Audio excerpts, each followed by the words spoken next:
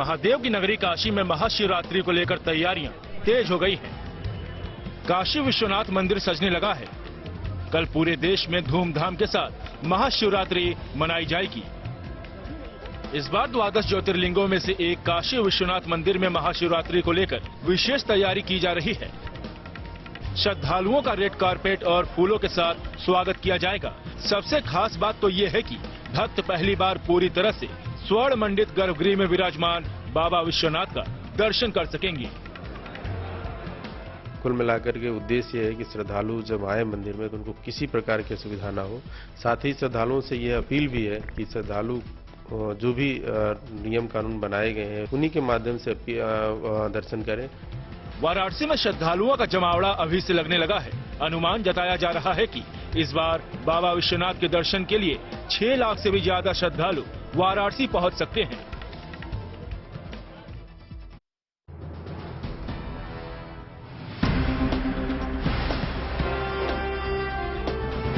महाशिवरात्रि के मौके पर बिहार के छपरा शहर में भव्य शिव बारात निकालने की तैयारी जोरों पर हो रही है। शहर के मनोकामना नाथ मंदिर से जुड़े आयोजकों के द्वारा इस आयोजन को भव्य बनाने के लिए 50 से भी ज्यादा झांकियों का निर्माण कराया जा रहा है।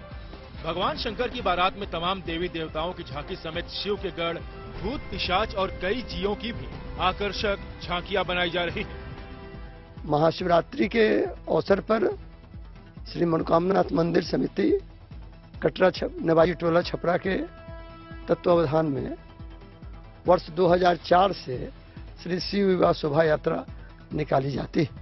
आयोजन समिति के अनुसार शिव विवाह में पारंपरिक हिंदू रीति रिवाज के मुताबिक ही सभी रस्में निभाई जाएंगी। छपरा में पिछले 20 वर्षों में महाशिवरात्रि के मौके पर शिव बारात निकलती आ रही है और इस भव्य शोभा यात्रा में लाखों की संख्या में श्रद्धालु शामिल होते रहे हैं। भारत और ऑस्ट्रेलिया के बीच आज से दिल्ली में दूसरा टेस्ट मैच खेला जाने वाला है। अब से थोड़ी देर बाद दिल्ली के अरुण जेटली स्टेडियम में ऑस्ट्रेलिया अपनी साख बचाने के लिए भारत के खिलाफ मैदान में उतरेगी। इस सीरीज के पहले टेस्ट में ऑस्ट्रेलिया को भारत ने पारी के अंतर से हरा दिया था। दिल्ली टेस्ट के लिए टीम इंडिया में मध्यक्रम के बल्लेबाज श्रेयस अय्यर की वापसी हो सकती है। कोच राहुल द्रविड़ ने इस बात के संकेत दे दिए हैं कि अगर अय्यर पूरी तरह से फिट हुए तो उन्हें इस टेस्ट में मौका दिया जा सकता है। अय्यर पिछले कुछ महीनों से चोट की वजह से टीम से बाहर चल रहे थे, लेकिन दिल्ली टेस्ट से पहले उन्हें टीम में शामिल कर लिया गया है। ऑस्ट्रेलिया के दिग्गज गेंदबाज मिचेल स्टार्क को भी इस टेस्ट में खेलने का मौका मिल सकता है। ऑस्ट्रेलिया के कप्तान पैट कमिंस ने इसके संकेत दिए हैं। स्टार्क पहले टेस्ट में इंजरी की वजह से नहीं खेल सके थे।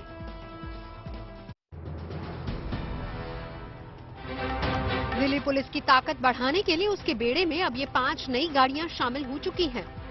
ये कोई आम गाड़ी नहीं है, बल्कि ये हाईटेक मोबाइल फोरेंसिक लैब है। दिल्ली पुलिस को ये सौगात उसके 76वें स्थापना दिवस के मौके पर केंद्रीय गृह मंत्रालय ने दी। स्थापना दिवस के इस कार्यक्रम में खुद गृह मंत्री अमित शाह शामिल हुए, जिन्होंने दिल्ली पुलिस के काम की तारीफ करते हुए उन्हें ये मोबाइल फोरेंसिक वैन सौंपी। इन हाईटेक फोरेंसिक लैब की मदद से दिल्ली पुलिस को रेप, हत्या, साइबर क्राइम और आतंकी घटनाओं से जुड़े मामलों को सुलझाने में मदद मिलेगी। इस मोबाइल फोरेंसिक लैब की कीमत करीब 55 से 60 लाख रुपए बताई जा रही है और ऐसी ही 10 mobile forensic lab Delhi police को जल्द ही मिलेंगी, जिनकी तैनाती दिल्ली के सभी 15 जिलों में की जाएगी, ताकि राजधानी की कानून व्यवस्था को और चुस्त दुरुस्त बनाने में मदद मिले।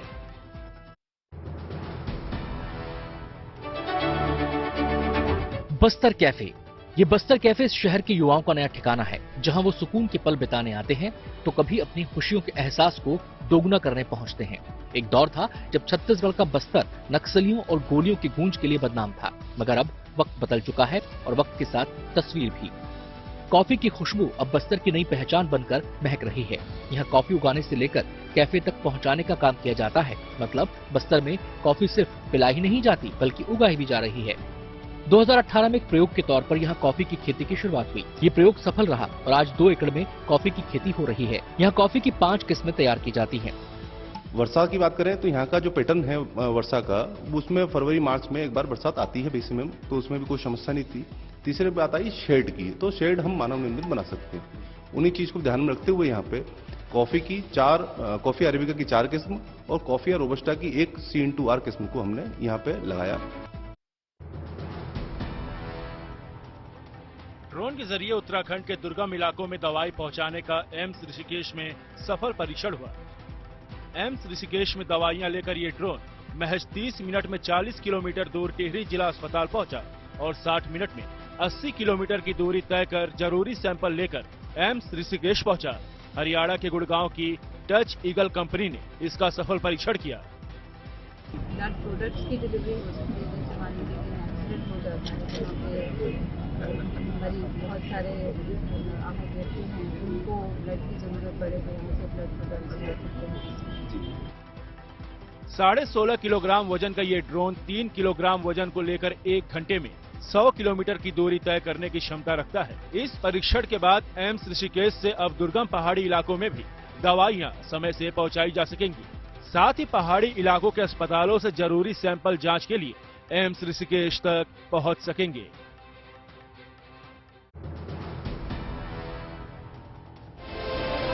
नया भारत अपनी स्वदेशी ताकत से हुंकार भर रहा है। जल्द ही नौसेना के दुश्मनों की निगरानी के लिए एक और स्वदेशी हाईटेक बाहुबली मिलने वाला है, जो पलक झपकते ही दुश्मन को खाक करने में सक्षम है। जल्द ही नौसेना के बेड़े में twin engine deck based fighter jets शामिल होने वाले हैं, जो टारगेट साधते ही दुश्मन पर कहर बनकर टूट पड़ते हैं।